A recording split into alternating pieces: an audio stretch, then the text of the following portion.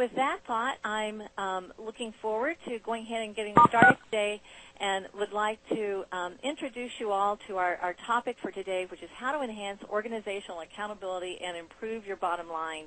And it's really a pleasure to be with you today. I would like to welcome you also to our guest speaker who will be starting in just a moment. His name is Mark Samuel. But before we get started, I would like to ask that we try to make this session very interactive in order to make it as valuable to you as possible. And I'd like to encourage you to feel free to raise your hands if you have any questions as we get going. One of the ways that you can do that is that if you look in the upper left-hand corner where you see the attendee list, there's a place where you can actually, there's a drop-down menu which says My Status Active, and after that drop-down menu, there's an option for you to raise your hands. So if you have any questions, feel free to do that. Also, feel free to use the chat box. You'll notice the chat box in the left-hand corner of your screen. Feel free to send us any questions that you'd like, and Mark and I will be happy to respond to those as we get started. Also, if you have any specific questions, you can unmute the line by pressing *6, and that will take you off mute, and then we'll just ask you to go back to *6 and go back to mute as we get started. So please don't be shy, and feel free to interact with us. Ask us your questions. We want to make this as valuable to you as possible. So let's go ahead and get started and talk about the purpose for today's session. And I'm actually very excited to be talking to you about this. Many of you who are on the session today are clients of ours, or you subscribe to our monthly e-zine. Some of you we know better than others. Some of you on this session we've worked with for many, many years. And I want you to know that I've really been listening to your concerns, that I've been hearing about some of the unique challenges that you're facing now due to the economy and its impact on your organization. And I think this seems to be a universal issue for most of you. So my primary goal is now and has always been to provide the most targeted resources to help you meet the challenges that you face. And I'm going to be making an important announcement and share with you a resource that I think can really have a very profound impact on your organization to address those challenges. So first of all, let's talk about some of the things that you've been telling us. We know that some of you have had more layoffs in your organization than others, but quite a few of you have been forced to reduce your numbers of staff, and that has had an impact on your organization. We also see that, and we hear in the news all the time about unemployment rates continuing to climb, and it's an expectation that we know that people can be concerned now about their own job security. And I think that in many cases, one of the worst things that can happen is just the uncertainty of not knowing how secure someone's job can be, and that can be the hardest thing for them to deal with as well. That many people have been also emphasizing to us that they can feel overworked when those layoffs do occur. So what can happen is, if you have had any layoffs or if you have been downsizing, those people that are remaining are very thankful that they have their jobs, but it also means that they're picking up the slack, and that can feel overwhelming to many people as well.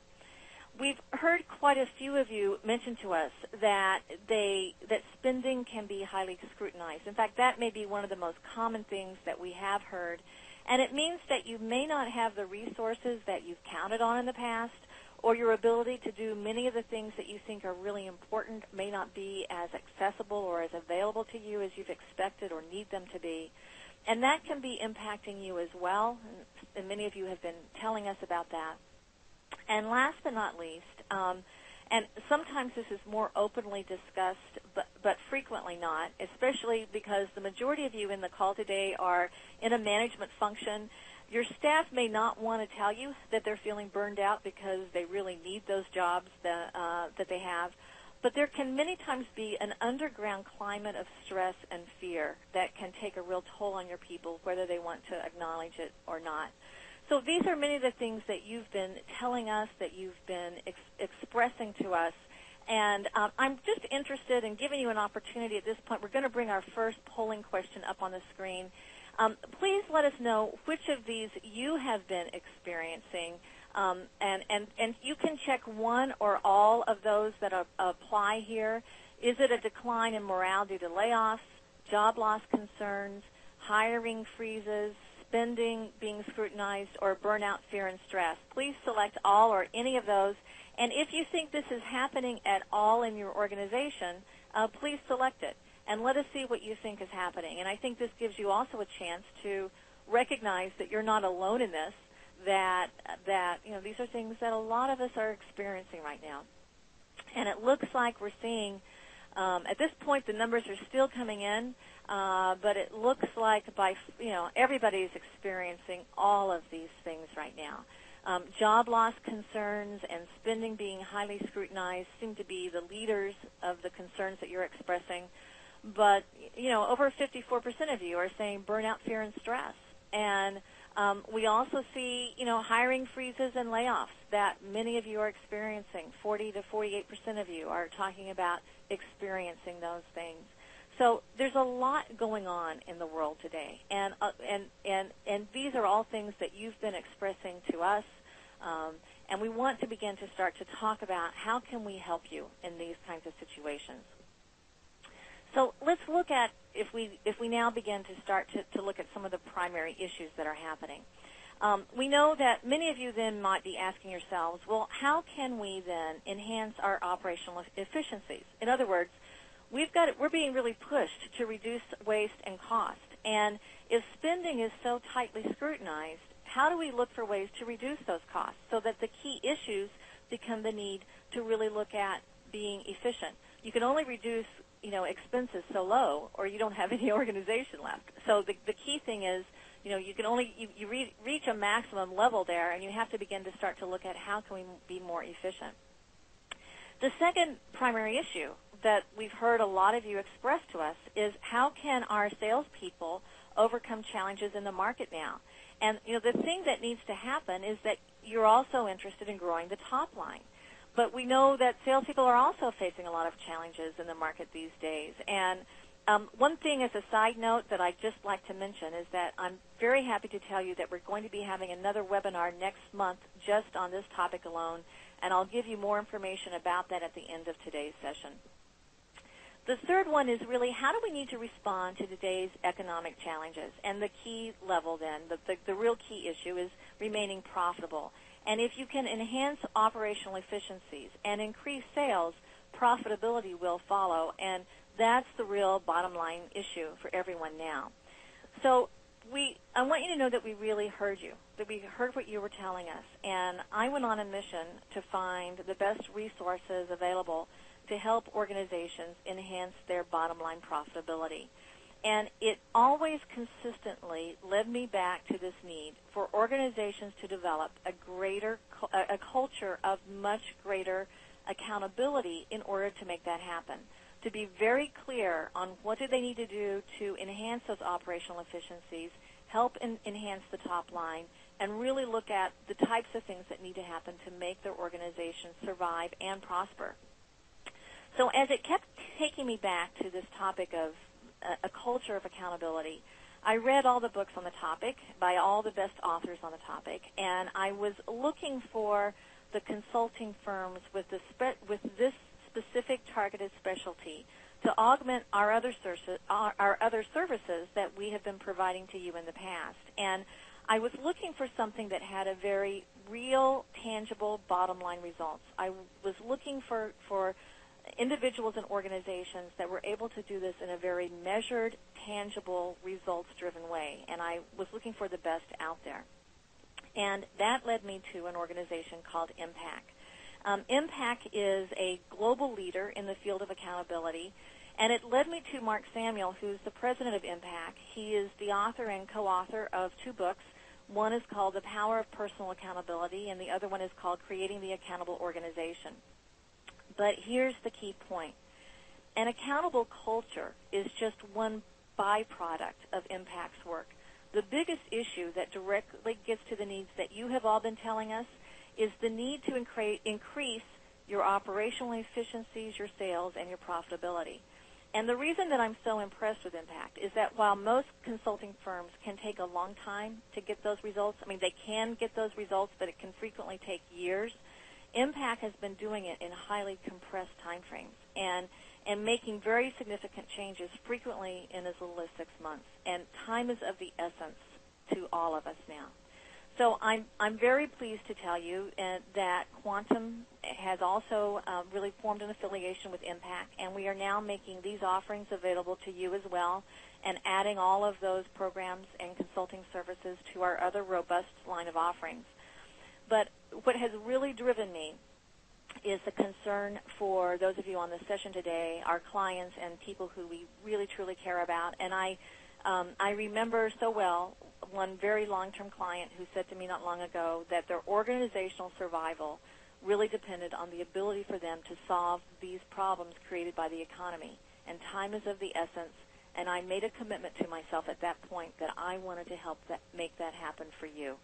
So whether you're in those circumstances or not, I want you to know that we've been listening, we've heard you, and we found the best solution possible to help you make that happen.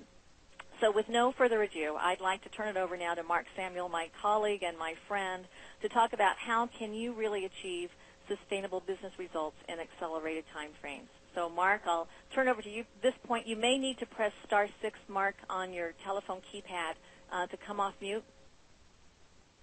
And let us know when you're there, Mark.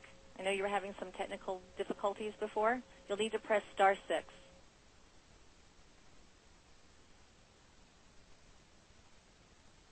Not sure if you can hear us, Mark. We can't hear you at this point.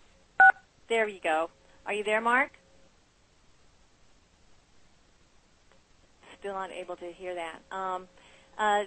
David Rogers, could you press *6 and maybe kind of, I know you're very familiar with a lot of this as well, David. I hate to put you on the spot in the last moment, but maybe you can come off mute as well, David. *6.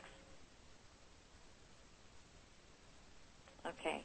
Well, let's see if I can get on the line here. Okay, David. I hear you, David. Well, I don't know exactly what to say. I just kind of appeared. I have no idea what Mark has planned here, but all right. You know, basically, let's see. He can either call in or call me, and maybe we'll be able to hook it up together. I'd rather not go too far forward, but if you had a question or two for me, that I can probably respond to pretty quickly. All right. Well, here's a key question that we want to begin to start to look at. And I'd like to ask everybody to think about your answers here to this next question. If everyone in your organization was individually accountable, would you have an accountable organization? And Kathy, can you pull up the next question on the slide here? If everyone in your organization was individually accountable, would you have an accountable organization? And please select just one of these here, yes, no, or not sure.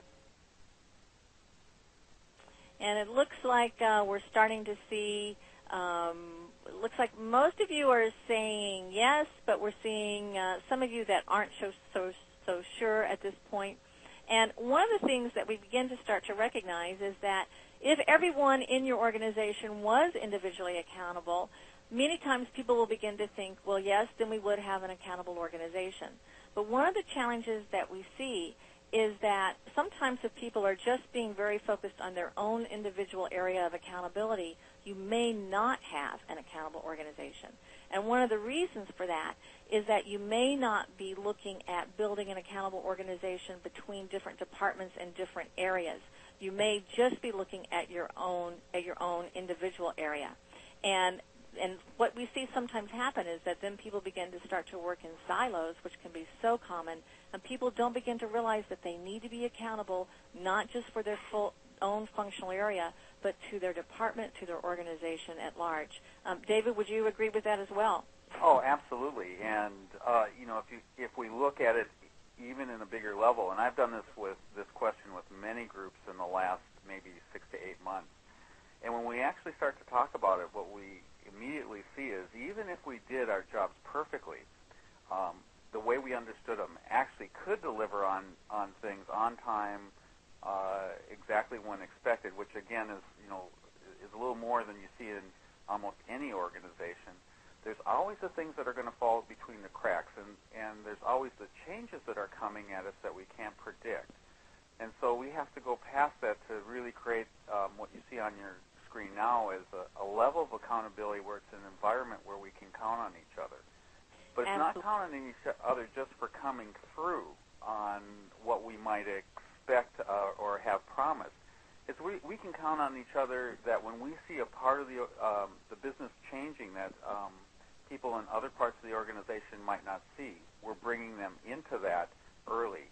When we're making a change to respond, we're including the people that are going to be affected in that. In fact, we're asking good questions about who do we need to include and not going from our old mindsets. And it's that kind of environment of accountability that we really work on with organizations to improve their effectiveness overall. Absolutely. We hear a lot of people begin to start to talk about the need. I cannot tell you how many times I've been hearing people talk about the need to get everybody on the same plate and not just being very territorial or focused in their own silos. Now, one of the things that has impressed me so much from my experience with Impact, as I mentioned a minute ago, is the need to get breakthrough results in very short time frames. Now, you'll see on this slide some examples of some people who really can have gotten some results as we begin to see.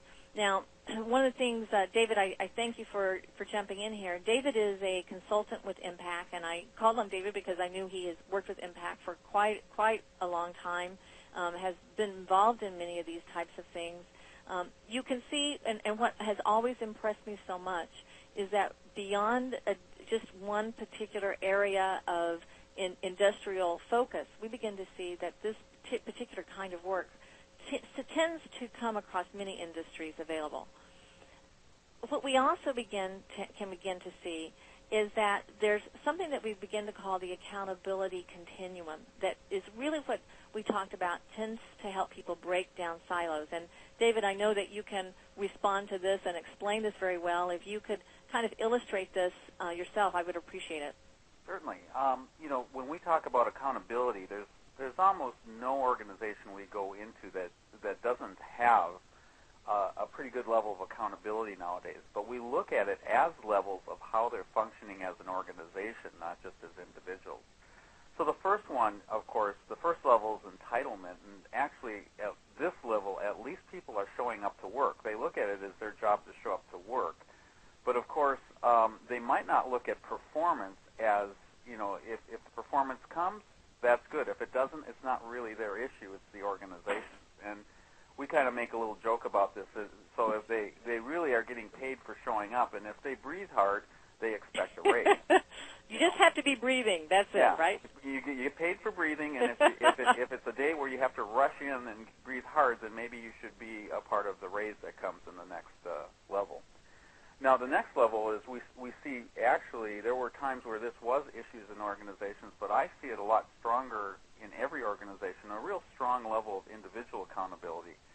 And that's the point where not only am I feel accountable for showing up for my job, but I really do feel that if my part of the job is not coming through, that I'm going to do my best, whether it's putting in more effort, whether it's looking at how I can improve to really produce the results that are a part of my job. And again, with the idea of I'm looking at the success of the organization.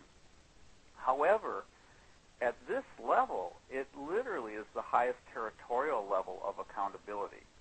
In other words, I am responsible for actually doing my job, but I'm not thinking about how that's impacting even my coworkers on my team. And even if my team is suffering, if my job's done, I look at it like, well, I can go home or go on to the next part of my job, and I'm not looking around me at how I can contribute. So that creates a lot of territory, and that creates a lot of fragmentation. If we go to the next level, that would be work unit accountability. Now I've changed my perspective. I am actually willing to sacrifice the efficiency of how my work goes so that our team can win, because I realize if my function, my team, isn't working smoothly, it's not only impacting me, it's impacting the rest of the organization. So I'm going to be quite dedicated to that and even put some of my things aside for the good of the team. However, just like individual accountability, it has its drawbacks. It means we still are siloed within our division or our work function, and we're not considering how that's working as the greater whole to either contribute to the bottom line of the organization or to the service we're giving the customer. So a customer may feel it's fragmented as they're thrown from department to department, whether they're an internal or external customer. And again, that's a level of efficiency is lost there, and particularly in today's times when we're dealing with economic issues and downsizing, we need that working at a higher level. So that higher level then, and this is the area we are often working nowadays with organizations, is to move from work unit accountability to cross-functional. Now, I'm looking at what's the end product, what's that we're trying to produce, not in just terms of numbers, individual numbers or financial goals or sales or quality, but all of that together, and how each function works together to actually make that a smooth running system. And when I say smooth running, we don't look at it in terms of accountability of being perfect. We look at it as there are going to be breakdowns. But when they are, we have really worked out how we're working together to address those. We're not doing them in isolation.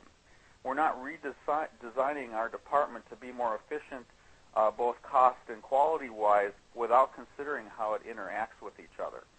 And this is a real interesting level because it's the first level where we see people start to share resources within the organization across functions, so that they can, then those resources could be actually technical resources. They most often are people that we can access and utilize in different ways to really deliver the service we have. And then the highest level is organizational accountability. And at organizational accountability, now we're working between the larger divisions of the organization in a unified way. But even more than that, people are working in a vertical methodology where it's not just it's the power of my position. It's like at my position, I have a function, whether it's creating clear direction, whether it is actually tying things together that I perform. And I'd be willing to work even on a project team if I were a VP as an individual contributor if I have the expertise, and not out of a sense of power, but out of a sense of contribution. Great. Thank you, David. Susan, can you hear me now? We can hear you. Thank you. Good to hear you, Mark. Glad that you're Yeah. on. I know you were having some technical challenges. Yeah, thanks, David, for filling in. Why don't you stay on the line? And I just wanted to make a comment because what David was sharing was so important, and it leads back to what the survey said. And a lot of people responded that burnout, fear, Right. all those issues. And one of the major challenges is that if we don't have cross-functional accountability, where we can start to depend on each other and we can get support from each other, then not only are we having difficulty even addressing this economic situation, we're not even able to get the support from each other. And now all of a sudden you've got that territorialism in silos literally increasing our burnout and stress at a time when we absolutely need to be working together to address the challenges of this economy. There's just simply no other way to do it. Really good point, Mark. And why don't we go to the next polling question then and look at what level of accountability your organization is at. And please select one of these that you think, where you think that you are. Entitlement, individual accountability, between individual and team, between team and cross-functional, or cross-functional. And let's see the answers coming through, and it looks like by far the majority of you are saying between individual and team accountability, and some of you are saying team accountability, but it looks like 50% are between individual and team, and about 27% are at the team level. So I think it's kind of interesting, Mark, for us to begin to kind of see how this relates to some of their experiences as well. Yes, and that's again a direct correlation to the level of frustration that we're feeling at work, because when you have anywhere between individual and team accountability, you can be working extremely hard and still not being successful because someone else isn't doing their part. Right. And it's hard to get either the information or the decision made, and you can't move things forward even though you might be working really hard and have accomplished your personal goals. Mm-hmm. It's really true. And, that takes us to your personal accountability model, which I know that so many people have found so helpful before. Yes, and, one thing about these different levels of accountability is that you have to increase them one at a time. In order to move up to work unit accountability, you have to have a higher level of individual accountability. And if you're going to move from work unit accountability to cross-functional, you actually have to have a higher level of individual accountability and a higher level of work unit accountability to accomplish cross-functional accountability. So the place that we always start is with this personal accountability model, and basically you can look at it from the situations that we're always facing right now. The economy is hit. We're dealing with a lot of challenges. We're dealing with more work. We're dealing with having to improve efficiencies, and a lot of uncertainty. And so what that does is it brings us into a choice point where we can either respond to these stressors in a victim mode, or we can respond in an accountability mode. And with so much on our plate, a lot of times what we end up doing is responding in a victim mode just by simply ignoring the problem that's just presented itself, because we've got so many other problems on our plate that are, either in the form of projects or meetings that we need to go to, and we just simply don't have time. So we ignore it, hoping that it goes away by itself, hoping that somehow it will just take care of itself. The challenge is that usually that doesn't work. So what we then end up doing, if we can't ignore it any longer, is we move on to denial. And that's when we hear people say, it's not my job. I wasn't hired to do that. I wasn't trained to do that. I'm not even sure I have the authority to do that. And, of course, my all-time favorite is, my last manager didn't make me do this. Right. And we can always hide behind our last manager. But, the problem is that if we're in denial and it's not our job to take care of it, then that means by definition it's somebody else's fault. And that's when we start pointing fingers and playing the blame game. And the blame game, starts with just simply our coworkers, where we say it's their fault, they should have done something, but if we don't want to make it that personal, then we blame another department, or we blame upper management. And of course, we all know who is ultimately to blame for all of our problems in our life. It always boils down to the same group of people. It's our parents. We've got to blame our parents at some point in this process, but none of us want to be seen as complainers and whiners and blamers, so what we end up doing a lot of times is moving into rationalization. Let's justify that blame. Let's justify why we shouldn't have to do something. Let's justify why we shouldn't make changes. Let's justify why this is too hard and, not fair. And unfortunately, it's easy to do that. We get people in meetings to, at the drinking fountain or at lunchtime or, where have you, and we get agreement on why things shouldn't be the way they are. But as we are learning from this economy, it doesn't matter whether it's fair or not. It's already happening. It is a reality, and we've got to, take a different stance. But if we're caught in the victim mode, it's very hard to do that. And when rationalization doesn't work, we move on to resistance, where people just say, I'm not going to change. I'm not going to do it any differently. And we've seen that over and over from so many industries, whether it's the auto industry or it's the financial industry, of just a whole resistance to change their practices to come into alignment with greater integrity and less greed and less entitlement. This is where we see the greatest resistance. And then ultimately, where we see people go is into hiding. It's like there's three ways that we see people hide, and they just want to hide from those who are going to hold them accountable. So one way that we see that's popular is overwhelm yourself with activity. And we see this in organizations today. They're so busy. People are so busy with so many priorities, so many projects, so many things to do. But are we really accomplishing progress? Are we really making movement? I see people busy enough, but if you're busy on scattered on so many different things, you find you're running around in circles, not accomplishing anything, but you certainly can accomplish burnout in that process. And that's literally what we're seeing in organizations today, is a lot of times the burnout is simply because we're trying to do too many things at once and not accomplishing any of them well. And that has to change in this kind of economy. If you really need to make progress, You're going to have to focus on those things that are most important, and we have to make those decisions to make that happen. But another way that we see people hide is to create crisis. Because as long as there's a crisis that stirs everybody up, no one's going to be looking at you not doing your job. And, of course, there's two ways to create a crisis. One is don't share information that somebody else needs. And then the fun part of that is you get to watch them run around for it, you know. And that's such a prevalent thing today because we all need information to get our jobs done. But we get so much information that's, you know, people are hitting the reply all on their emails, so we get all these emails. How many of them are actually helping us to get our jobs done? And so, you know, that's one way that we see people create crisis. Another way we see people create crisis, and it's easy to do in today's economy, is, you know, make up information that doesn't exist. And that's a great way to create lots of fear and get people stirred up and get emotions high. And again, another reason why burnout is an outcome. Finally, the way that people hide the most often, especially in environments of change, which is what we're dealing with, and it's a tough one, but it is also the most effective, it's to stay confused. Because as long as you're confused, you can support any change effort and never have to do it.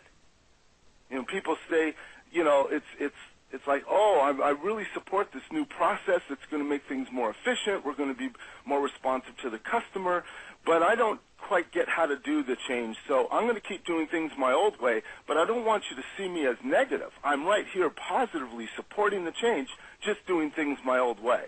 Right. And it's ridiculous, but it's literally what we see happen. People hiding behind their confusion because they're so resistant to change. It's a way to do that. And the problem with all of this is that in any one of these places, ignore, deny, blame, rationalize, resist, or hide, you're not learning or preparing for the next challenge. And in this economy, we're going to be facing challenge after challenge after challenge. And so what happens for the person that hasn't learned anything and, you know, built any strength in dealing with challenges is they then go right back into this victim mode. And, you know, what we're seeing now is literally people creating core competencies around blaming others, resisting, hiding. They're actually developing skill in this area. That's what we're having to deal with. You have to be good at that. But the ultimate problem with this is, and I think, again, extends right back to the burnout issue and the fear issue, is that for an individual, it creates self-doubt. But to a team, it creates mistrust. Because ultimately what happens is, when there's a problem or crisis that shows up, the victims run while the accountable people are stuck dealing with the problem. And we notice it's the same accountable people solving problems over and over again. And we think there's a burnout problem. It's less of a burnout problem and more of a balanced workload problem. If everyone would start to share, if all departments would address some of the problems that they're associated with rather than you know, waiting for who's got the biggest percentage and having them deal with it, then we'd all have a much easier time at the workplace dealing with issues. And that's what brings us really to a different choice. We've got to make the choice to go into accountability. And the first step in that is to recognize that there's problems that we have to address. Organizations today are forced to recognize that we have to do things differently, significantly differently. Do you know how long the auto industry has been being told by their customers and by the outside business community that you have to change, and they have not been willing to recognize that as a truth? And that, to us, is the first level. Well, at some point, it's going to affect your business in such a way that you have to recognize it. There is no choice. And then, of course, once you recognize it, you have to take ownership. Say, okay, I have to make difference. It can't be it's management's fault. It can't be, it's the employee's fault. It can't be someone else's fault. We all have to participate and take our own ownership. And this whole notion that, well, if I don't have 100% authority, then I don't have responsibility is nonsense. We have to get over that. Because even if you touch a problem 5%, you have to be willing to be involved 100% in solving it. There just is no other option. We all are part of the problem that we've created in this economy. We all have to be part of fixing it. And once we take ownership, we've got to be willing to forgive. One of those most important words of accountability that's left out of most other models is this notion of forgiveness. And the reason why it's so critical is that the first thing that we're all accountable for, every single person on this phone is accountable for, is being human. And as humans, we are going to make mistakes. It's just everybody does it. And I don't care how good a performer you are. You could be the Michael Jordan of basketball in his heyday. He still missed game-winning basketball shots. You could be the Tiger Woods of golf, and he still doesn't win tournaments, even though he's still the best player. It's just no one's perfect. And we have to bring this notion into business that we can't confuse accountability with perfection, because when you do that, you literally create paralysis and mediocrity. Who's going to want to be accountable for taking risks and creating something new if we know that if it doesn't work perfectly, we're going to be blamed for it? And so we have to bring this notion of forgiveness. And the way we do that for accountable organizations is introducing the concept of proactive recovery, where we're thinking ahead at what might break down and preparing ourselves for that. That is what the top athletes, the top musicians do. It is what the top business people do. They're constantly out. One of my favorite stories is I was going to a graduation of my cousins who graduated Cal Arts. It's a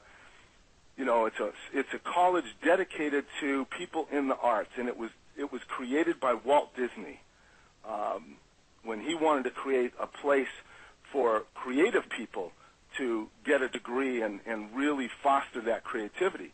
And as my cousin was showing me around, we went into this 2-story building that had a huge elevator.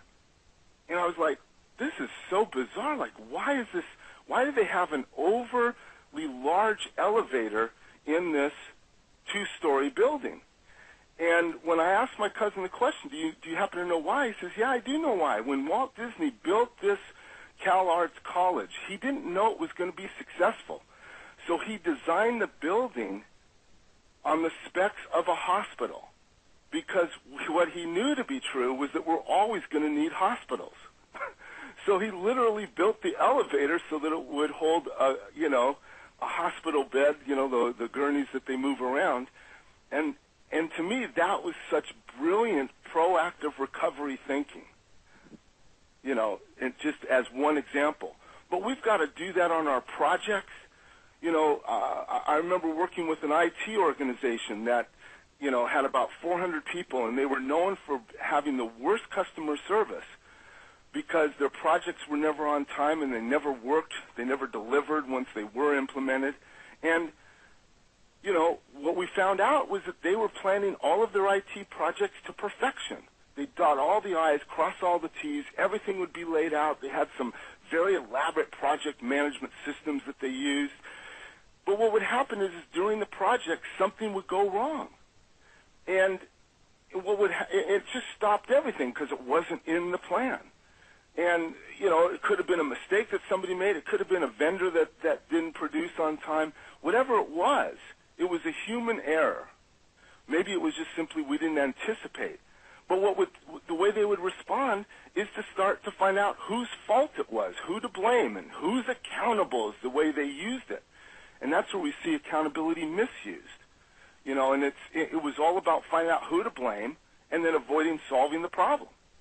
So when we work with them, literally in 6 months, they received 2 customer service awards and became the top department in customer service inside of 6 months. Now, when we asked them what was the difference, they said, we make the same mistakes, but now we've created proactive recovery plans so we never stop to blame anybody, so now our morale doesn't go down. We also don't lose any time on the project because we just keep progressing. And we're now delivering our projects on time. We're getting great results. And the customers feel like they're included because our proactive recovery plans include the customer. And so, the customer's viewpoint isn't that there's a breakdown. They just think it's the next step in the process, which is actually more accurate than anything else. See, it's like there's going to be human error and human breakdown, things that we don't think of. But if we have proactive recovery, then we don't lose a step in blaming each other, we then just make the adjustment, go on, and get the result. That is exactly what top-performing baseball teams do, music groups, dance companies. They're constantly practicing what happens if something goes wrong. So the audience never sees the problem because it's so smoothly worked out and so, so responsive. And by the way, when that same IT organization, morale went up 25%, trust in leadership went up 35%. And the cool part was they called me 8 years later and said, guess what? We're still number one in customer service, and morale has continued to improve no matter what crisis has hit us because we all know how to work together, and we never go into a blame game. We just go into proactive recovery. That's what forgiveness does when it's really effective.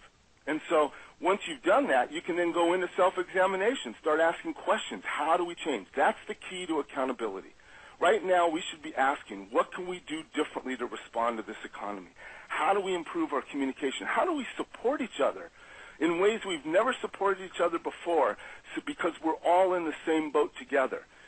This economy is affecting everyone. How do we support each other through that? And I really am loving to hear these articles that reports where, the whole organization decides to take, a 1 or 2% cut so they don't have to lay off a whole group of people. We just heard that from a hospital in the Boston area, where literally that was the choice. Instead of losing, maintenance people and people at the lowest level, everyone in the organization, including all the executives and all the directors and managers, everyone said, no, let's all take a little bit of a cut so we don't lose anybody in our organization. That to me is asking that question, how do we support each other in a different way? And of course, we're going to learn ways that work and learn ways that don't work, and that's okay, as long as we're learning and then taking action on the learning. So it's not just, gaining new information. One thing we want to make sure is this, when you leave this webinar today, if there's something that you learn in this, go take action on it. Make it help your life. And if we all do that, then we all win. And there's going to be times when we fall into the victim loop. Every single one of us on the phone will do that. We all wake up those days and think, God, I really don't want to have to deal with that person today. But, that's just called being human. The real question is, how long do you stay in the victim mode before you turn back to accountability? Is it a month? Is it a day? Is it an hour? And the problem there is that the longer it is, the more that victim mode can turn into a habit. That's the real issue. It's not whether we go into the victim mode. It's how long do we stay before we turn it around. And the real key in turning it around is having a very clear intention. That's the last piece of this model. It's the center of the model, and it's the key part in being accountable. We just have to be clear on what is our desired outcomes. What is our intention? How do we want to be showing up to work? What kind of influence do I want to have on my team when we're all struggling with this economy? What's my intention for up-leveling my service and my cooperation and my collaboration with others during these tough times? What's our intention around how we're going to support each other when things are stressful and we've all got more on our plate than we know how to deal with? How do we make sure that we don't turn this into negativity? That's a clear intention, and that's what we have to bring to our workplaces to address this economy. So, I guess given all this information about being accountable versus being a victim, I think we have to get clear on what is it that we're most challenged by that we want to improve in our organizations. And so we've prepared this next question set. Unless you wanted to say a few words, David or Susan? No, I think we're pulling up the question now, and we'd love to hear everybody else's thoughts. What do you see as what is most challenging you at this point? Is it improving performance results? And you can check more than one of these, I believe. Is it improving performance results, morale, retaining peak performers, changing the culture, or reducing costs and operating expenses? So please send us your thoughts over. And it looks like we've got, the numbers keep changing. It looks like we've got probably the most of you saying improving employee morale, with improving performance results coming in second, with a pretty close tie to the whole changing the work environment and cultural aspect of it.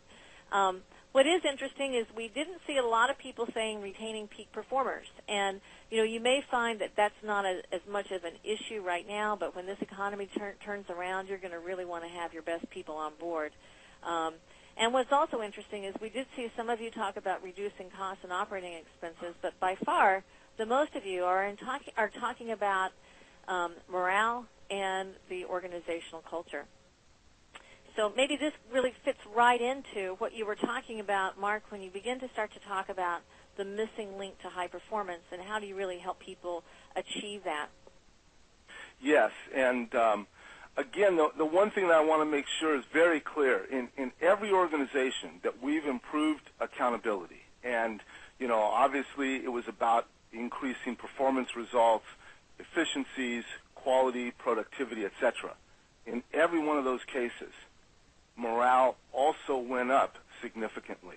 We expect morale to increase anywhere from 20 to 25% inside of 12 months. And we do that based on job satisfaction surveys and other climate surveys that the organization has already been using for years.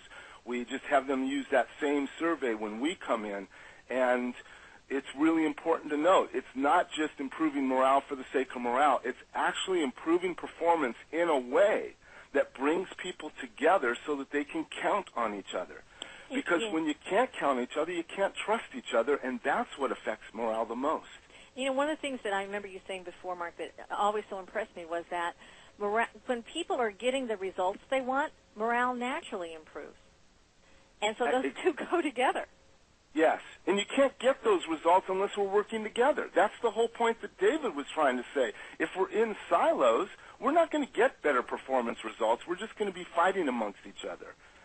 So we've got to stop that, and that's what what you were suggesting is it brings us to what is this missing link in high performance, and this will illustrate it even more, because what we've had up till this point is a focus on making sure that employees are skilled and making sure that we're improving and streamlining processes. We send people to training programs constantly.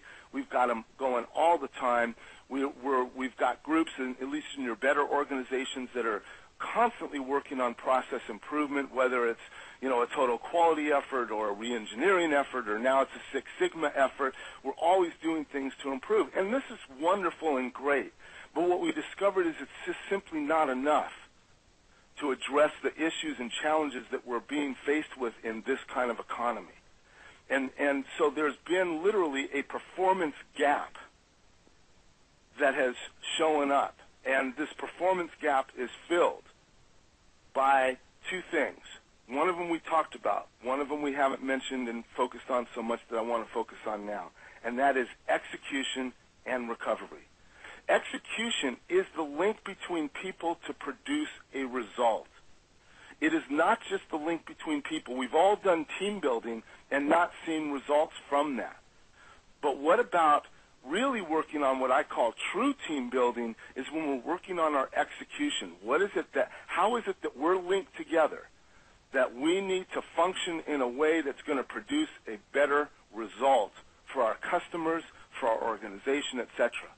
It's not enough to go to some classroom and learn communication skills. What we have to do is learn how do we need to coordinate and communicate on the job for this particular project to produce this particular result. And we have to get to that level of execution that every performing arts team does automatically. They're not going to classes on communication. They're working out their communications on the field or on the stage that they're performing. And it becomes very real. And execution is a matter of addressing the habits of the organization. It's not skill-based. It's habit-based. So, what are we talking about with execution? We're talking about habits around how we make decisions. And again, it's not the skill of making a decision. We can all go to those classes. But if we come back to our organization and we have a habit of not including other departments in our decision-making and they're affected by those decisions, we're going to have problems, gaps, and have to rehash some of those decisions. And we'll get resistance in the process. That's a habit issue. What's our habits around dealing with non-performance? What's our habit around addressing a department that isn't functioning well? Oh, I know what our habit is. Let's do go-arounds. Let's find any way we don't have to work with that department, or a procedure or what have you. What's our habit around coordinating projects and making sure that we're all working on it together in a supportive manner rather than fragmented where we don't even know how the left hand affects the right hand? These are all habits of our organization that we have to change. And the problem is we've got to change them together. If we have a habit of showing up late to meetings, which I'll bet a lot of people can identify with, it's not going to help if you as an individual say, okay, I'm going to change my habit. I'm going to start showing up to meetings on time. Because you'll show up to one meeting on time, you'll show up to a second, and by that time you're going to discover that since no one else has that habit or intention, you're just wasting your time. So you might as well just go back to your old habits. So we have to find ways in organizations, which is what our whole approach is, about getting people together that affect each other, especially at middle management levels, and saying, how do we as a group need to change our habits to achieve performance outcomes? We have to start defining what are the habits for this new economy, because the old habits just simply aren't going to work. The way we've made decisions, the way we've been sharing information, the way we've been not sharing resources, the way we're not coordinating on our projects is not working. We've got to change those habits and find ways to track and measure them and track them and work at it at the same time. And, of course, because they're habits, we all know that when we get stressed out and we get overwhelmed, we go back to old habits. So instead of calling that a failure, let's set up our proactive recovery around those habits that we're changing so that when we get stressed out and revert back to old habits, we don't beat ourselves up for it. We just simply go into our recovery mode and recover as quickly as possible and get back on the track of what's going to work for us and what's going to cause our success. That is the key to having truly high performance. It's not just having good process and good skill, because you still may not be executing well. And it's the number one problem we hear in organizations today. Oh, we plan our projects well, we just don't execute them well. Well, that's because of the territorialism. That's because we've never focused on execution and the habits that need to be changed to get to higher levels of performance. Does that make sense, Susan? It absolutely makes sense, and it's a very natural thing, and it takes us to this whole topic of how did we really what are the three root causes of preventing performance improvement? Yeah, and it really boils down to three things. If we could change these three, they'll do that. I've got great people. But he says, what I also know to be true is that not one of those directors will get the other two directors in a room to say, what do we do to prevent this problem from occurring in the future? So we're good at solving problems, we just don't fix them. So we've created. Love that story. Yeah, and it creates a culture of crisis management, and of course people are going to feel burned out because we keep having to address the same problems over and over again. We're never preventing them.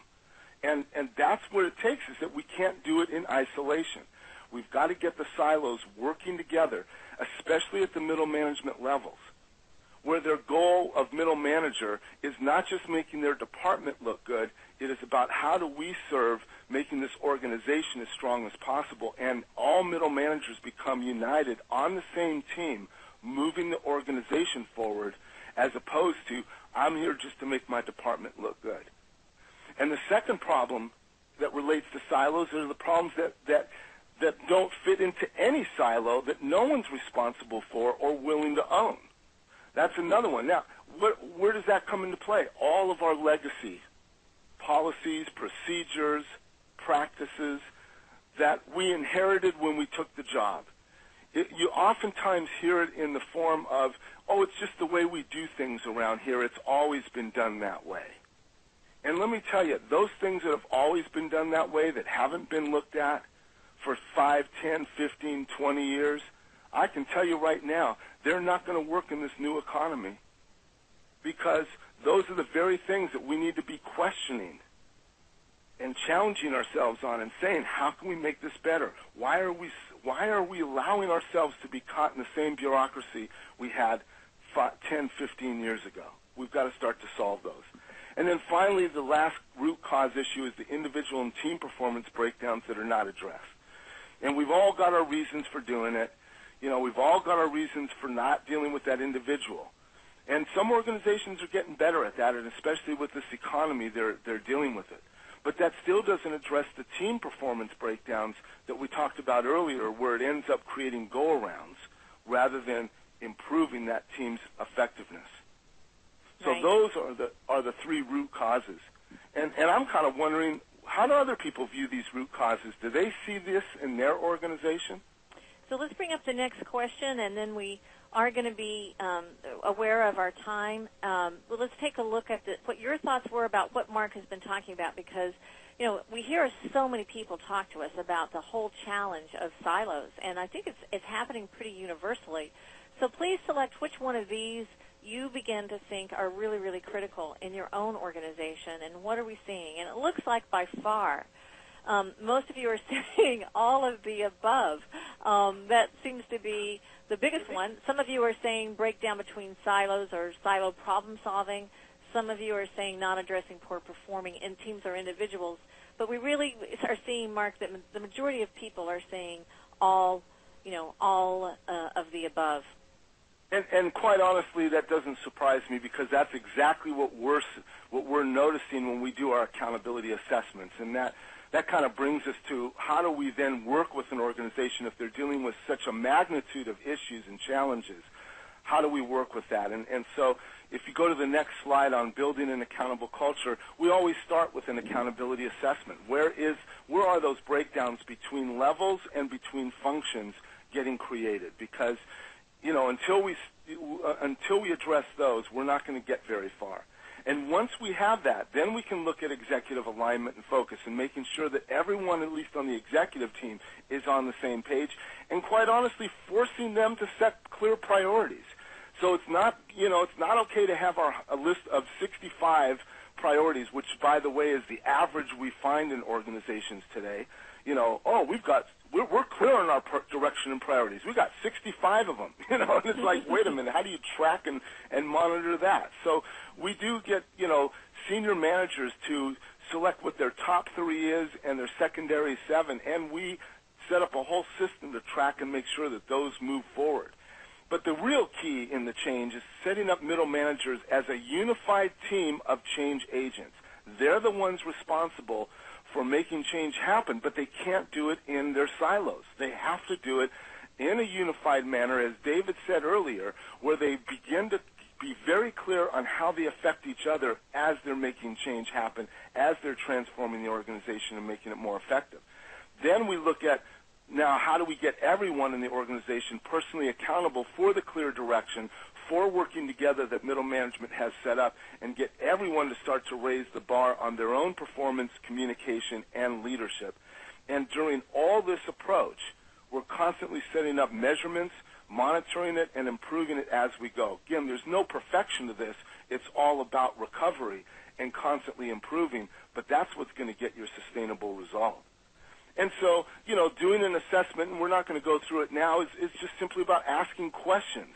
What are the 5 to 7 critical performance areas? How are you've addressed them in the past, so not to keep repeating the same mistake. So it was so funny. I was in an organization that says we're not following procedures very well, and I said, so what do you do? Well, we identify, the procedures that they need to learn, and we send them to a training program to learn those procedures. I says, oh, okay, that's interesting, and do you have an example of that? They said, yeah. Unfortunately, that same group of people around those same procedures have gone to that same training program 7 times already, and they're still lacking it. So obviously what they've been doing to improve, procedures for that group by sending them to a training program isn't working, because it's not getting the result. And then what are the costs of having those problems? We've got to get very clear that we start to work on the most important problems. There's so many in the organization. I want to address the ones that are going to get the biggest bang for the buck in terms of result. And in this economy, we absolutely need to do that. And, of course, figuring out then what's the desired state and how do we need to do things differently. I mean, Albert Einstein in the next slide says it really well. Problems cannot be solved at the same level of awareness that created them. We've got to start to find ways to get outside of ourselves, and that's why we break up the silos and start looking at the whole organization. We've got to get ourselves outside of the awareness that created those problems in the first place. And that brings us to the very last slide. You know, being accountable is the ability, willingness, and courage to change our attitudes and behaviors to achieve the desired outcomes. We've all got a desired outcome of survival in this economy. Now the question is, you know, are we willing to change our ability? Are we going to have the courage to actually do things significantly differently? And that's the question on the plates of GM. It's on the plates of groups like AIG. You know, it's hitting full industries. And that's what we all need to be doing, no matter what role we have in the organization that we're in. That's so true, Mark. You know, it really is time to do things differently, and it's so important for everybody today to be thinking about how do we really make the changes that we need to in our organization. And so we'd like to thank you for your participation today, everyone, and would like to ask you to please click on the link that you see here where it says feedback form to provide for us some of your feedback. You can also request any additional information that you would like from this link as well. And one thing that I promised to tell you is that next month on May 20th, we will be offering another webinar with Mark Samuel today and also with CRK Interactive, which is a company focused on enhancing sales productivity. And the topic of next month's webinar is going to be how to create a results-driven, accountable sales force. So you can also request more information about that and receive an invitation to that from this feedback form as well. So we'd really like to ask that everybody send us some thoughts. Really would encourage it and would really appreciate it if you take just a moment. It's a very short form, and send your thoughts over. And while people are doing that, why don't we open the floor to questions and answers? For anyone who has any specific question, you can either send us your question in text chat, or you can come off mute by pressing *6 on your telephone keypad and send us your thoughts there. But what questions might anybody have at this point? Please send us your thoughts in chat or any other comments that you'd like to make. Well, we have Mark on the phone still. Thank you, Jack, and also thank you, Mike Walsh, for your comment. I think you're right, Mike. This is very pertinent to what's happening today in so many companies, and it's so critical now that we all begin to start to take a look at what can we each do to become more personally accountable and build an accountable organization. What other questions might anyone have at this point? Send us your notes in chat and any other slides. Judy, I see your question. Are the slides available? Yes, we will be making those available to those of you who are on the session today, so we will be able to send those out to you. So that can be coming, Judy. You're welcome. Thanks for your note. Hey, Susan, while people are writing in their questions, I also want to make sure to thank David for being our recovery plan when that was good. Wasn't working. That was good. Gabriella, I see your note. The link that we'll send you with the slides will have the sounds to it as well, so you'll have a chance to see that. There is another question here, Mark, that says, are surveys done to determine the level of accountability in the organization? If you could respond to that question, Mark. Yeah, we actually have 2 surveys on our website at impactcorp.com. It's IMPAQCORP.com. One is an organizational accountability assessment. It's only 10 questions, but it really gets at the heart of what we've been talking about around execution. And there's also a personal accountability assessment to see where do you fit in your own accountability related to your vision of excellence. Mm-hmm. Great. I just sent over that website. And I hope, Singleton, if that answered your question. If not, feel free to come off mute, Singleton, and let us know. Or send me a thought in text chat. Great, thank you. Good, I'm glad you got that. And I think also one of the things that you do, Mark, in terms of really identifying the level of accountability is, in addition to just the surveys, you go much deeper, and you have a lot of one-on-one conversations with some of the senior leadership team in an organization. Yes, actually, the survey just simply gets you a feel for where your organization is at. When we do an accountability assessment, we talk with both senior levels and middle managers and sometimes even supervisors and employees to get a sense of where's the accountability breaking down between levels, where is it breaking down between functional areas, and what kinds of breakdowns are they? That tells us huge volumes about where we need to target improvement efforts. A lot of times you can get much more robust information than, from a personal conversation than just one-on-one. And I see your thought there too, David, that we then use the assessment to identify the critical transformations that need to happen so that you can begin to start to target that to really make a difference for organizations. Judy, I see your comment that says this seems targeted for existing organizations. Do you work with startups? Yeah, we do, and it works a little differently because startups don't have the history. So what we do is we make sure that as they set up their structure and they set up their roles between each other in a startup business, how do we do that in a way that maximizes accountability, makes sure that we're all heading for the same kind of results, and make sure that we actually get to establish the culture we want. We're not inhibited by the fact that there's an existing culture from other leaders. We can literally, create the culture that's going to drive the most effective business results and in the most supportive environment. Right. So what other questions might anyone have at this point? Great. Thanks, Judy. Glad you got that. Well, I would just like to say thank you for those of you on this session today. It's been a pleasure to share this information with you. We're very excited about some of our work with Impact in the future and how it can be a real resource to your organization as well. So thank you for, please, if everybody who hasn't completed the feedback form, please make sure that you do that, and don't forget to click the submit button so that we're able to get it. We would appreciate that from everyone. And thanks so much, everybody. Have a great day. Thank you, Susan.